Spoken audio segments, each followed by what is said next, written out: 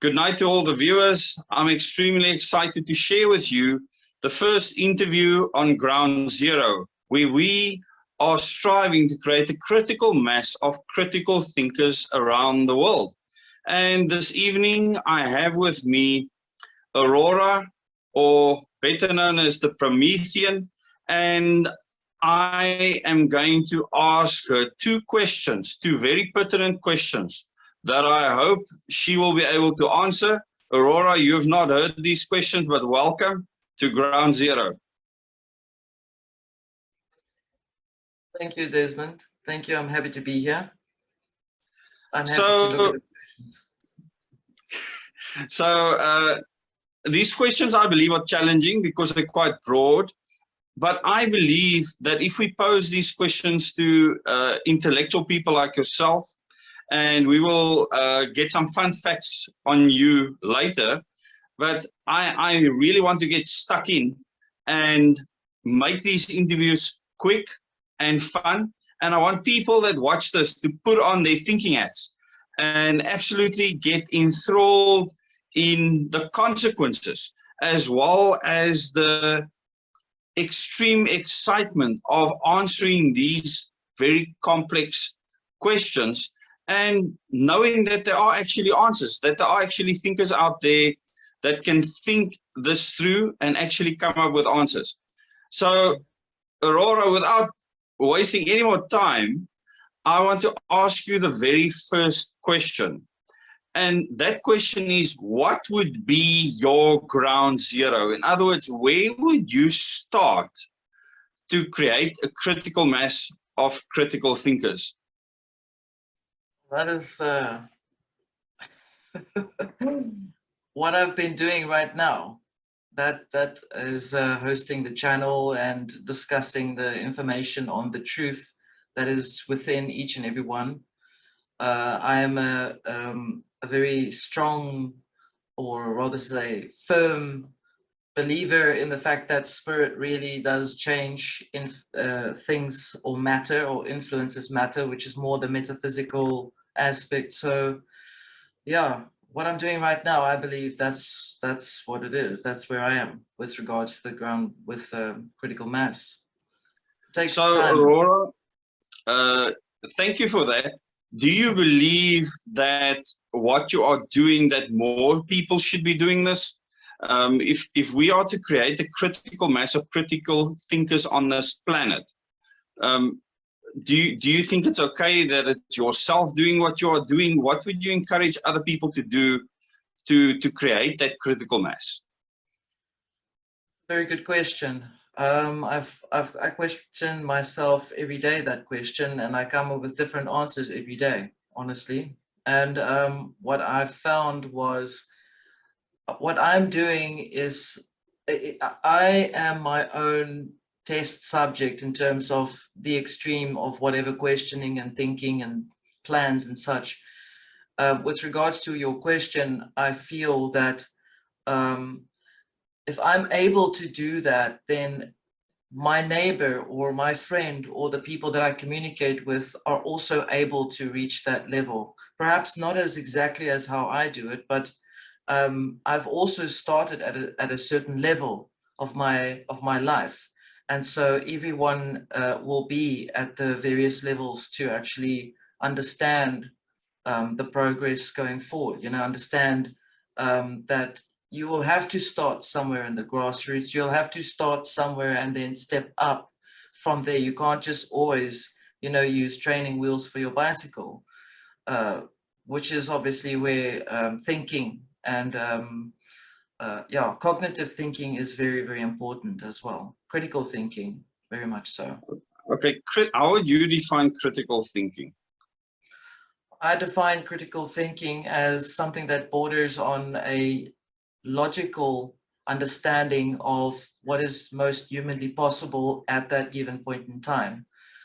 With regards to if something of an urgent matter takes place. I think South Africa has had its fair training on a psychological level of having to understand how to become critical in their thinking, with let's say like what's happened with me now. So the water pipe has broke, and because of critical thinking, we had already decided to have water at hand. So given the past and given, if things happen as they do, we are prepared for those type of things. And the same on a spiritual level, a deeper level. So that is So in your case, critical thinking has helped you prepare for certain things. How did your critical thinking get you to preparing? And you can maybe tell us about what happened with the water pipe, just so that the viewers can listen. Well, basically, it's quite common knowledge or from experience that we've had the water pipe break a few times over the years because there is just not enough resources to repair the pipe once off properly. And so because of the information that we've gathered from your channel as well as from life experiences, we've learned to adapt ourselves to becoming, less hassled by it by actually harvesting water. So when these things happen, we just keep going on the same way. We basically live unhindered by those type of things. We just need to change, this or that, something small. But the other extra thing that happened was the internet, the fiber cable got chopped off as well.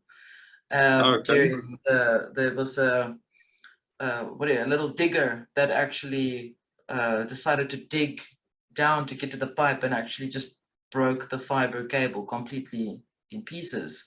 So we've been without internet, but we also... That's a good example of not being prepared and no critical thinking, because if the person using the diggy loader, if they were prepared properly and they had the plans of where the fiber was, I'm sure this wouldn't have happened. So critical thinking would have certainly helped in that instance. So where do people lack that critical thinking? I think people are, from what I've noticed, perhaps from also dealing with a lot of people over the years, that people become complacent to certain things. They become very adaptable to many things. Human nature, humanity is actually the most adaptable creature on the planet. It just takes a few things here and there for it to become a repeat, for them to start to become used to it. If you live in a more sort of modern, progressive country, you would be experiencing what they would call, and I often laugh when they say, is first world country problems, which is literally just the dump truck didn't pick up your rubbish bag or something for one day. So humanity is definitely in degrees of complacency, and to some I think it's also due to laziness. That's a big deal. It's a big deal for me, laziness, and then eventually from laziness becomes apathy. So because of the apathetic understanding, we just plow down the ground and break the pipe, and there's another electrical pipe, and someone else will fix it, which we were also prepared for, luckily. So well, at least you were prepared due to critical thinking. But why do you think people become lazy? Why do you think apathy sets in? Okay, from the perspective of what I deal with on my channel, for example, I deal with the deeper aspect of feeling that people lose sight of themselves, and by losing sight of themselves, they lose, the external environment sort of blurs the boundaries between what is the self and what is the environment. I've often seen and spoken with people that do not understand how to go within. I mean, you think if you say, I'll just go within, people don't understand how to go within. And this is just generally speaking, and that is where the apathetic part of the psyche takes place, from what I, from my observation, to put it like that. When you become so numb to things, So numb is a good word to use, actually. So what what would you say to people to get them out of that apathy, to get them out of that laziness? How can they become critical thinkers?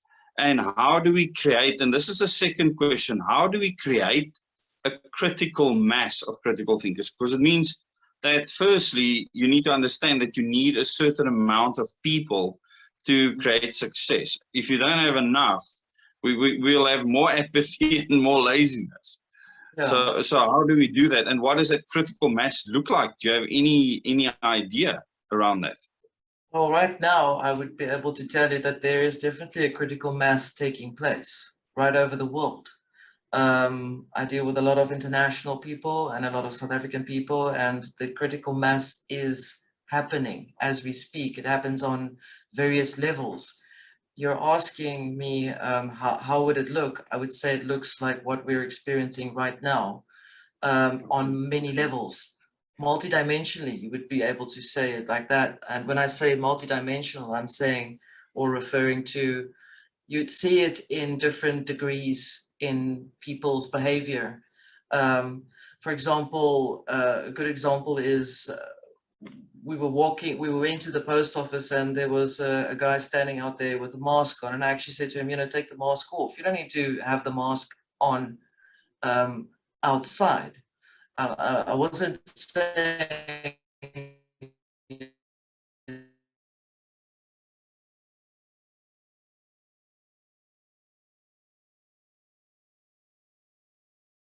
No, the signal is frozen. and I just said that. I mean, it's the most logical. Wherever he's going, you could see that he's used to that. But to come back to the point of your question, that was my experience. What I feel is needed to expand on the critical mass movements is an actual multidimensional or a metaphysical movement, which requires all the senses of the consciousness. Each sense that you've got your five senses, and you've got your extrasensory aspect to yourself.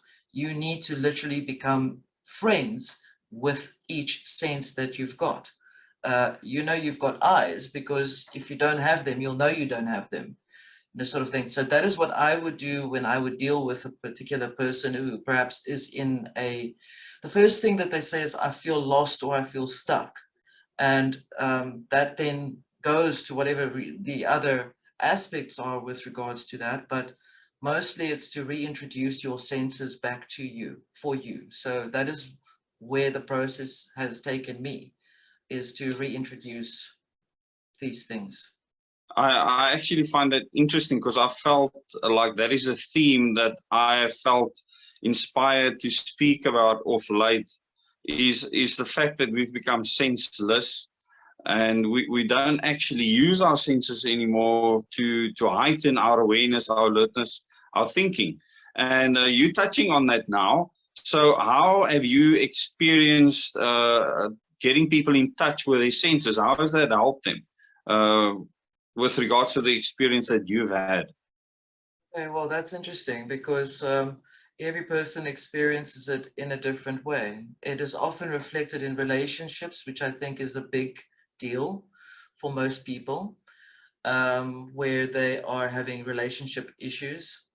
I'm not a relationship therapist as such. I deal with the soul and the spirit and all of these things, which is how you eventually are able to understand yourself, your own psyche.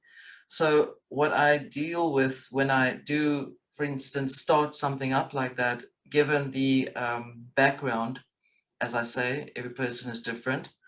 It normally is by bringing in an explanation as to why the person themselves feel that their relationship is stuck, or why they feel they're stuck.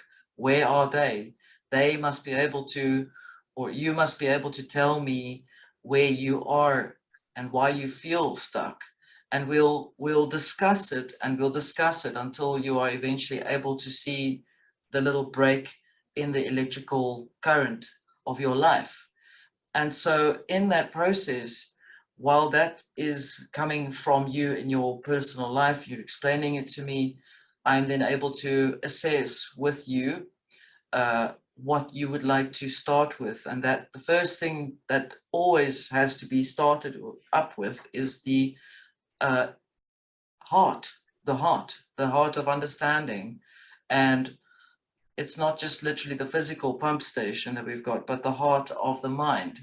And that is where it starts. And eventually the most amazing thing happens is while you start to think about these things, you start to think about things in a different way. Why is the orange circular? Why is this happening? It's always asking why. I think I was a pain as a child because I was always asking why.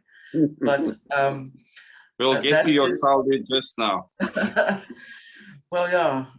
So yeah, always ask questions. Ask, why do you feel you've gotten stuck there? No, this or that, or the next.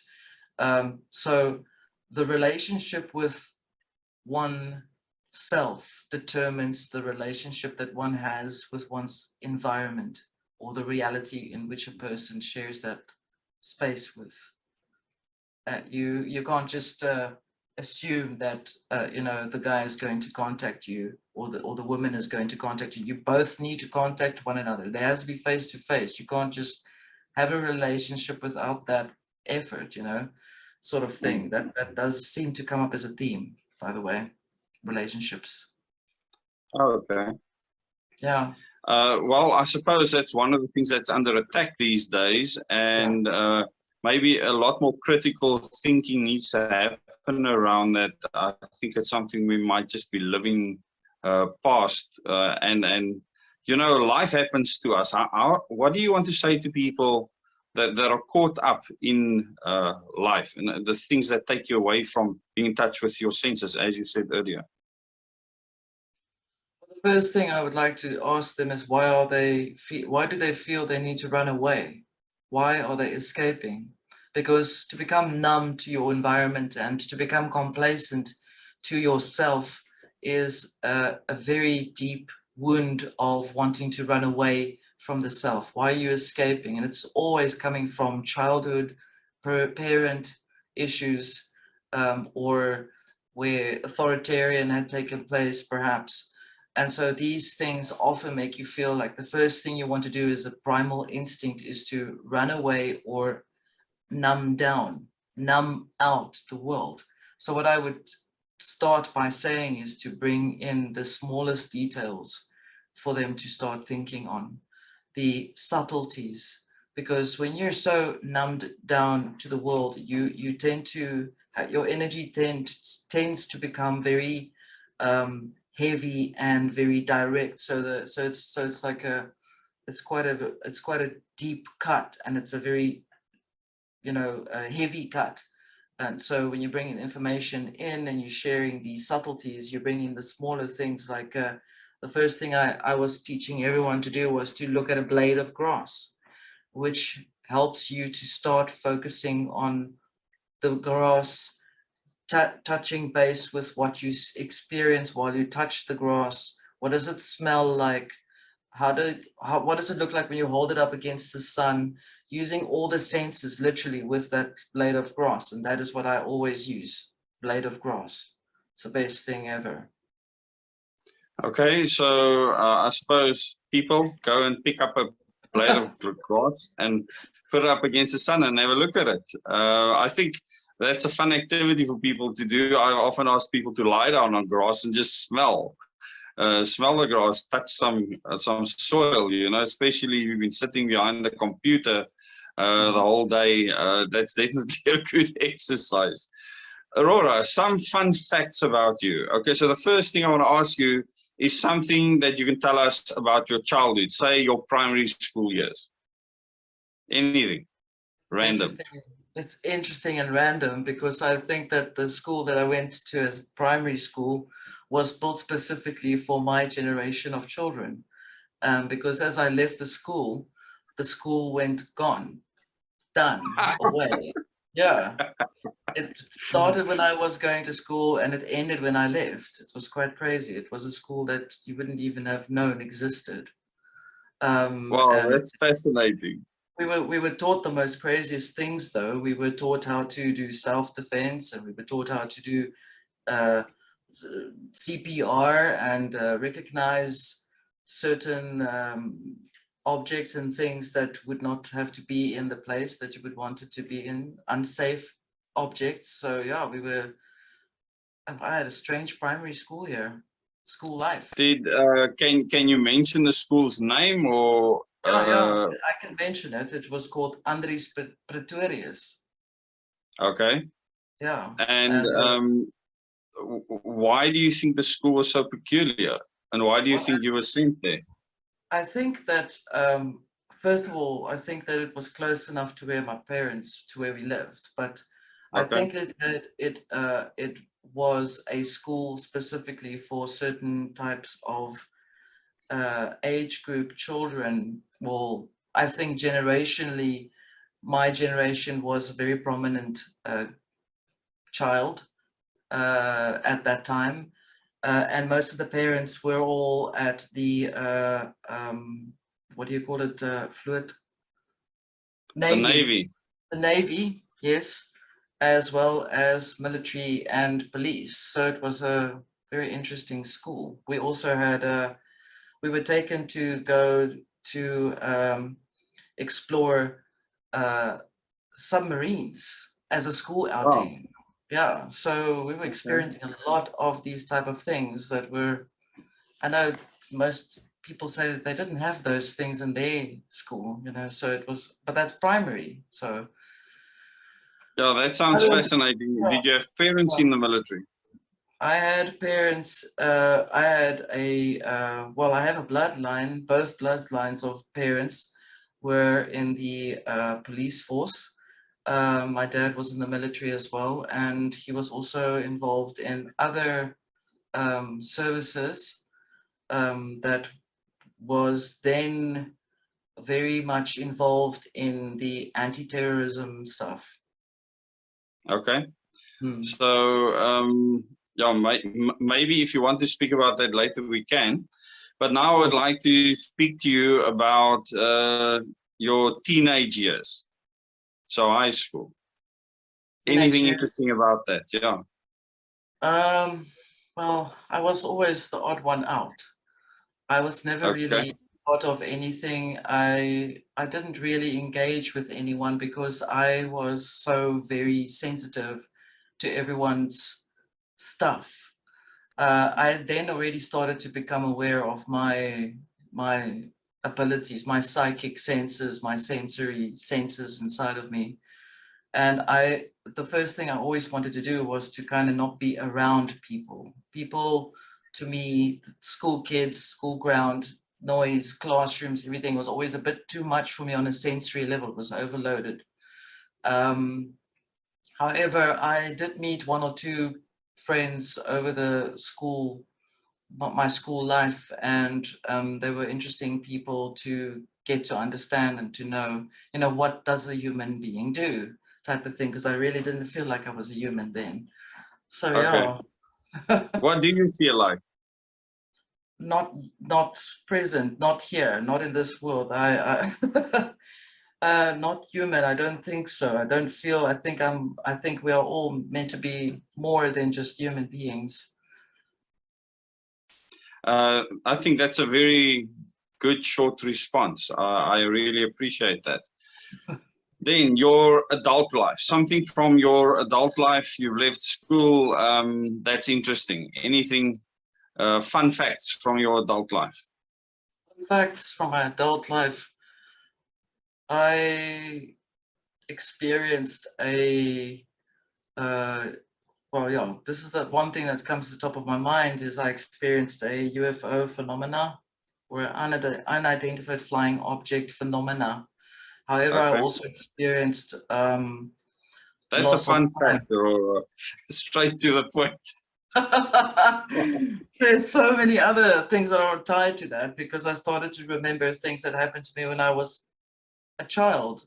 So my dreams had always given me I would experience that particular thing that happened to me.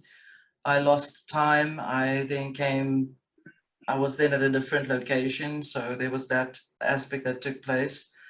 And then I started having dreams. So in my late teens towards my 20s, I was experiencing a lot of dreams showing me things that happened when I was in primary school and beyond, younger.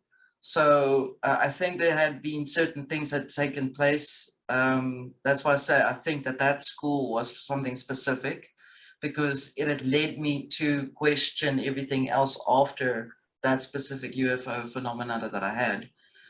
So yeah, my life has been very much filled with information that I know that I cannot always, explain. I could not have always explained it until now. Now I just say it as it is, and that's that. But I think the ability to have become at peace with understanding that there are certain elements in the world that do have certain ideas or nefarious plans and things, really, I didn't actually know until I actually experienced it. So I had a lot of those type of experiences. I think they would call it now military abductions, which took place, or my labs, when I was in the primary school and in high school. Whether I was conscious of it and not, on those occasions, and it did influence my adult life. So Okay. many people that I met in my life, I was always wondering, who are you actually working for, or I know about you, or those type of things, dreams. Yeah. It's Okay. I think the greatest irony on this channel is going to be that I'm going to ask everyone about fun facts in their life. And I'm not sure how much fun there's going to be in the facts. well, I'm having fun now. So it's This is, yeah, I'm quite curious to see in the comments below, and please comment below if you find this fun, the experiences that Aurora has had. And I've certainly had fun with Aurora. I was privileged to spend time with her, and I can testify to her abilities to not only remote view things, but see things that no one else can explain. And Aurora can do it in a detailed way.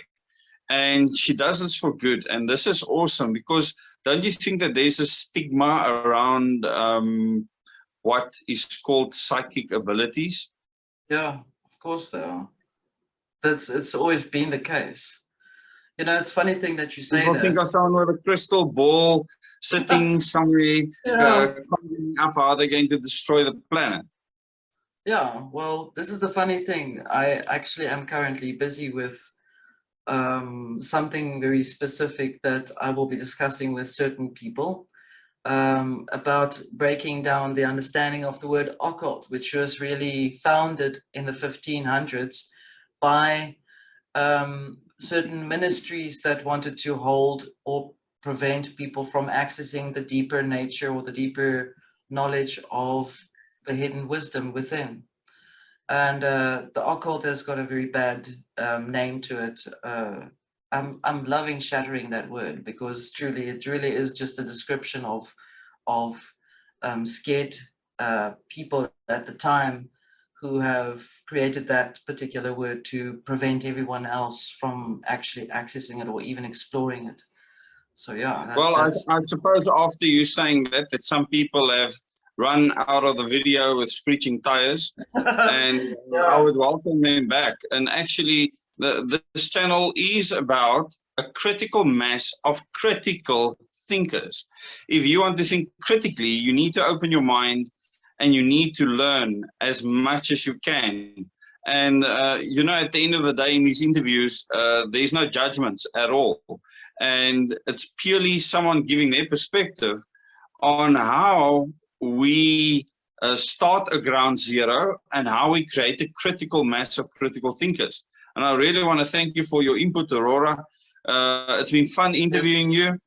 And one last thing that I want to ask you is, do you like any specific sport? I actually like if MMA is a sport, that would be to self-defense, kickboxing, those type of sports. That is what I like, Okay. because it's practical. It's practical for me. I like sport only if it's practical. Okay, That's my so a sport you can personality. use. Kick someone's Yes. butt. Yeah. Well, that's making me think critically, actually. I've never thought of it from that perspective. I suppose running helps you to be able to run away from trouble. And yeah, kickboxing helps you to defend yourself to a degree, I suppose. So yeah, that puts a new perspective on it. But so you think about things practically. And yes, so I really want to thank you for giving your insights. And I hope that everyone viewing this video enjoy it. Please share it, click the bell icon and subscribe to the channel. Tell your friends and family about these interviews. And as these interviews continue, I'm sure I will have Aurora back on again in future as we ask the critical questions. How do we create a critical mass of critical thinkers? And how do we start our ground zero? Thank you very much for watching. Thank you, everyone. Thank you, Des. Okay, Aurora, is there anything else that you think we can talk about, that we can include? The outcome for, or the potential outcome for things that are currently taking place in the world is determined by the internal expectation of the world's progress. In other words, what we're thinking and feeling within ourselves, we project into this reality, whether we like it or not. That is what influences the world in a very big way. On your question, critical thinking or the critical mass, my commentary would be, again, to come back there, is to state that we are all affecting the changes constantly, whether we are aware of it or not, by our thinking and our actions that we have within it. I was referring to personal critical thinking, but to spark it off in everyone or in people. What I do is I just tell the truth. I explain my experience and where I am and what I've gone through, and that is my you know, my way of sharing my life experience with whomever it is that's listening.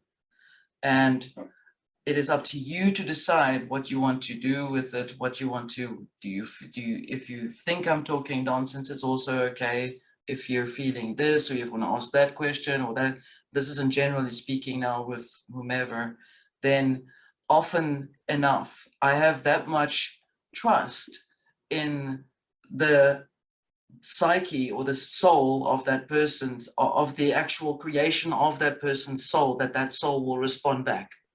I know it every time. And so every time that will come through by answering in a very truthful manner. And I don't permit it to not be truthful. So that is what I want to teach people, is to not permit a lie, not to become subjected to lies, not to become subjected to beliefs that could alter you and numb your senses. You know, that's basically what I'm trying to do. But I needed to break down the supernatural, magical things that create a barrier between yourself and your world around you. Yeah, that is what I've been doing. Aurora, thank you very much for your time and your effort in answering these questions. I know they are broad, I know that it's going to be interesting to see how different people unpack this. I really want to thank you for the work that you are doing in assisting people to get in touch with their inner self again, and for caring and for making a difference in the world. Thank you very much. Thank you, Desmond, and to you. Thank you. I appreciate it. Good night, everyone. Have a good evening further. Right.